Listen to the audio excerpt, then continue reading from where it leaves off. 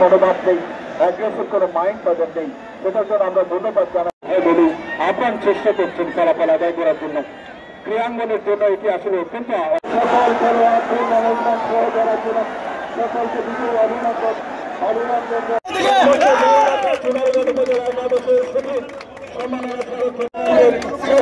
নির্বাচিত হয়েছে সোনারগঞ্জ উপজেলা একাদশের আক্রমণ ভাগের খেলোয়াড় এবং পরিষেবা মহোদয় সম্মাননা স্মারক তুলে দিচ্ছেন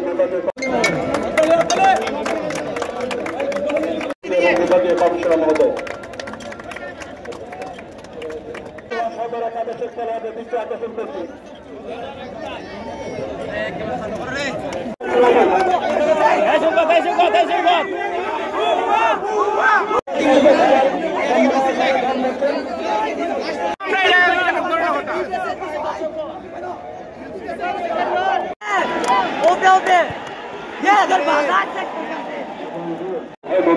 আপ্রাণ চেষ্টা করছেন ফলাফল আদায় করার জন্য। ক্রীড়াঙ্গনের জন্য এটি আসলে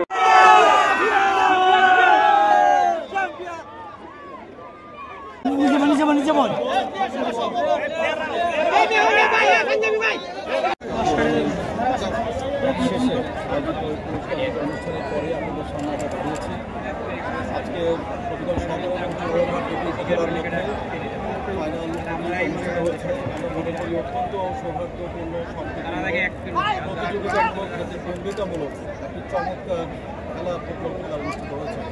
এখানে উভয় পক্ষই আজকে তারা স্বাভাবিক যে সময় সেটি তারা গোলশূন্য ড্র করে, পরবর্তীতে টাই ব্রেকারের মাধ্যমে নিষ্পত্তি হয় এবং এতে চূড়ান্ত চ্যাম্পিয়ন হয়েছে এবং সদর রানস আপ হয়েছে।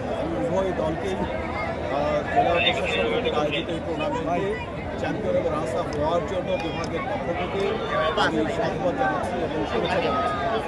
আমরা মনে করি আজকে ফুটবল হাজারো মানুষকে আকৃষ্ট করতে সক্ষম হয়েছে। আজকে একটি স্টেডিয়ামে আপনারা দেখেছেন যে পুরো গ্যালারি কানায় কানায় পরিপূর্ণ ছিল। একটি প্রতিকূল আবহাওয়ার মধ্যেও মানুষের যে ফুটবলের প্রতি যে আকর্ষণ, আপনারা বলেছেন মাদকের কথা, আমি মনে করি যে ক্রীড়ার যে আকর্ষণ, একটি ফুটবলের যে আকর্ষণ সেটি হাজারো মাদকের চেয়ে অনেক বেশি শক্তিশালী।